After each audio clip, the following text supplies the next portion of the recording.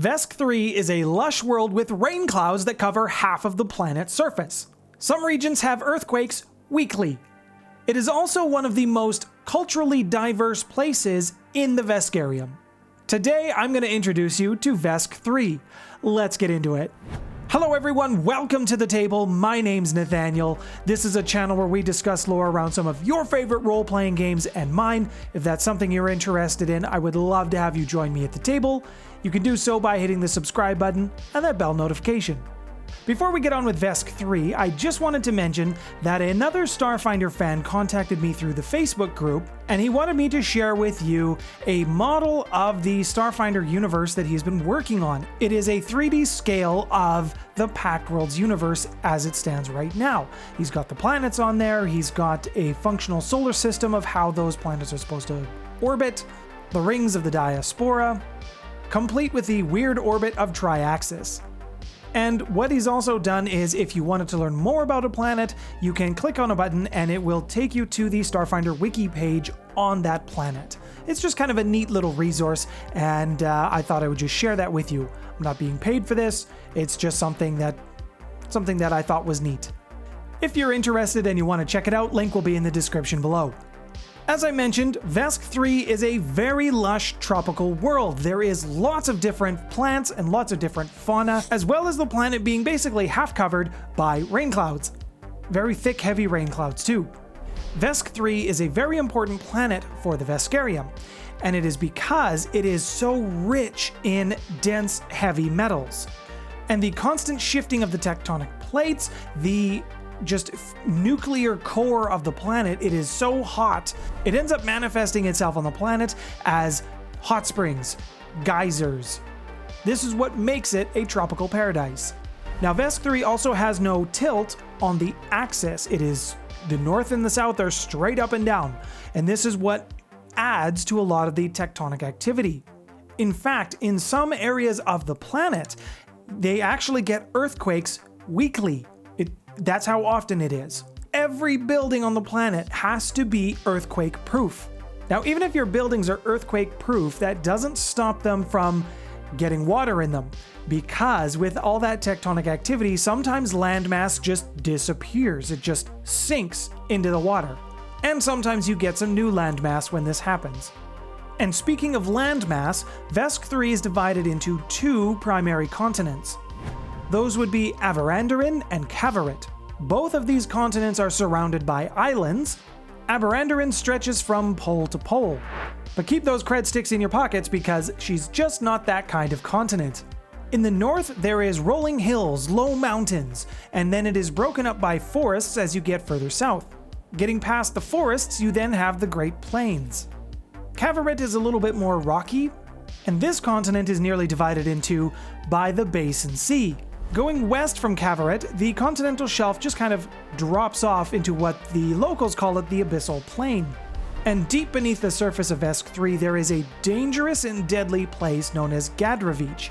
It is basically a series of tunnels that have been formed throughout the life of the planet, the tectonic plates shifting and all of that fun stuff. Lava tunnels.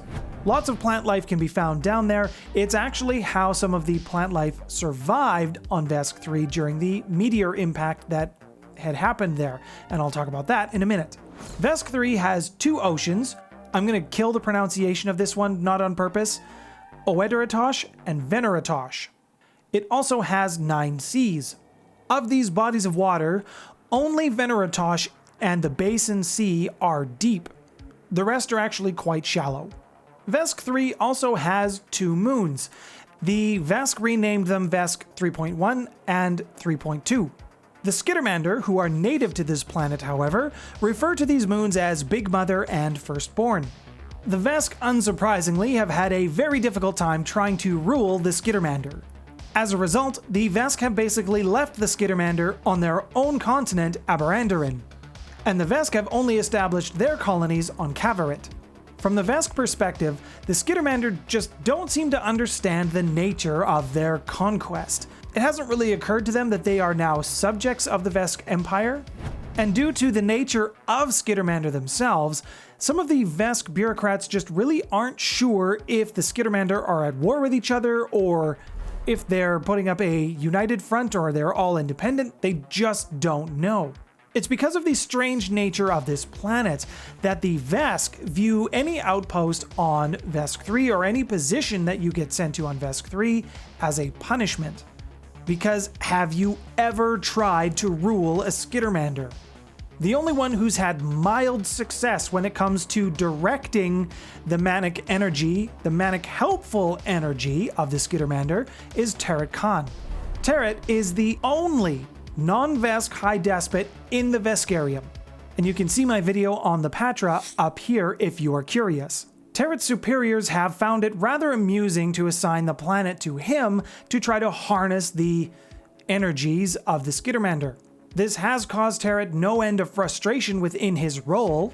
He was originally planning to govern his home world of Vesk 6, but he is committed to reining in the Skittermander and applying their talents, that's a pretty generous term for a Skittermander, for the benefit of the Veskarium Empire.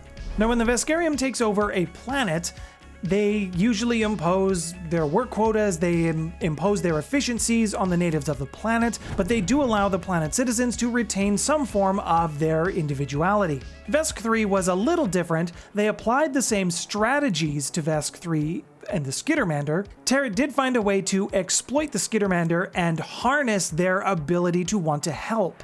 The Vesk Empire imposes very strict work quotas, work production quotas, and they frame it as doing your part for the Empire. This takes advantage of the Skittermander's helpful nature, and many of the Skittermanders know that they are being taken advantage of in this way. It's just very difficult for them to overcome this need to want to help. If they do get past this, you will find that some groups will form an insurgency or start their insurrection or riots, things like that.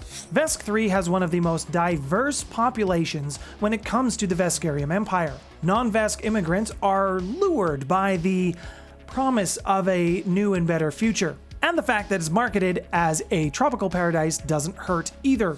And in many of the more densely populated cities, you will find these groups have formed their own enterprises, some businesses of an illicit nature. You can find those in some of the larger cities on the fringes of those cities. For the most part, Vesk 3 is pretty spread out. The average town size outside of the major city centers would be about 1,000. And most of these townships and the big cities are connected by railway.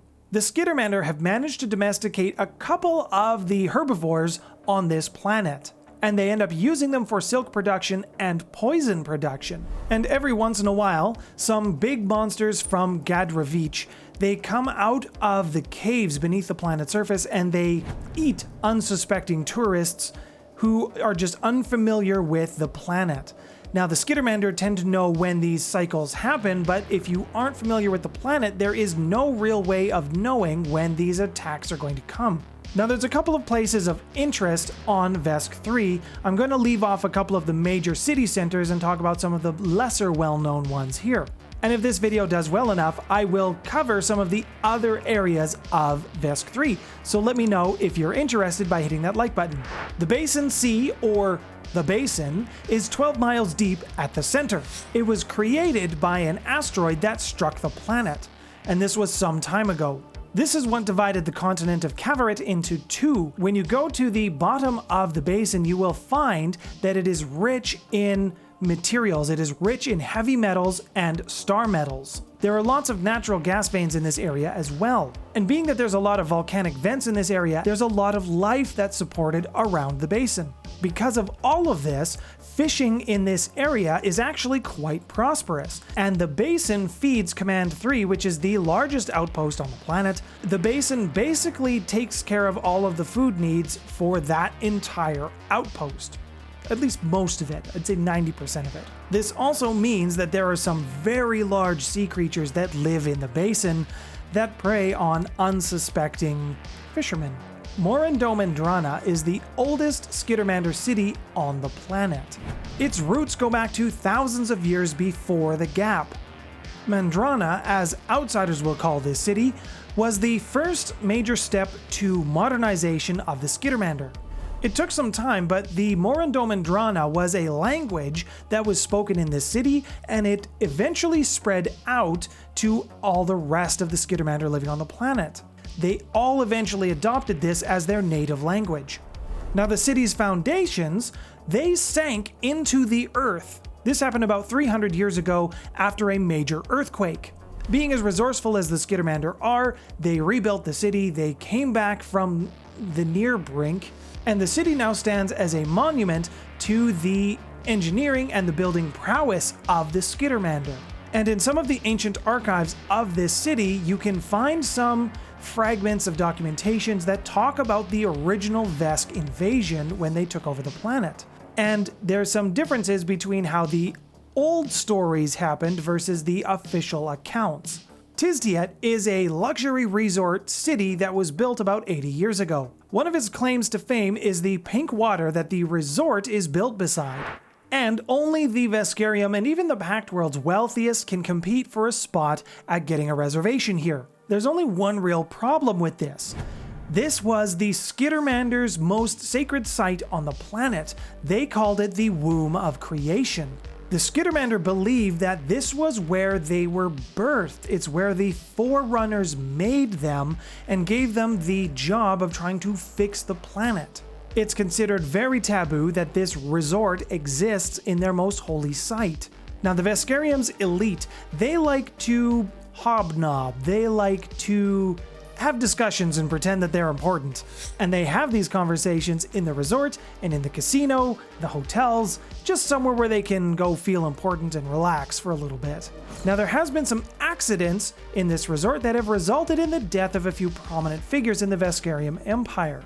And only just recently have the Veskarium authorities begun to be suspicious about the nature of these accidents. Now, let me tell you who I'm not suspicious of. My patrons! Autumn Alchemist, Orbs McMellans, RRSBQ, Ducky, Vox, Caneroot, Warpony, Get of Math Rocks, BA Bravo, Arutvin, The First Layer, Bones Malone, Westheimer, and Ain't No Waifu. You are no suspicious characters to me. If you would like to get your name on that list of patron supporters, then please consider supporting me on Patreon. Link is in the description below. Tell me what you think about Vesk 3. What did you enjoy? What would you like to see that I didn't cover? Let me know in the comments below. If you would like to learn more about the Veskarium, then I have a playlist on the screen for you now. My name's Nathaniel. This has been The Maple Table. Thank you so much for your subscription, and thanks for stopping by, everyone.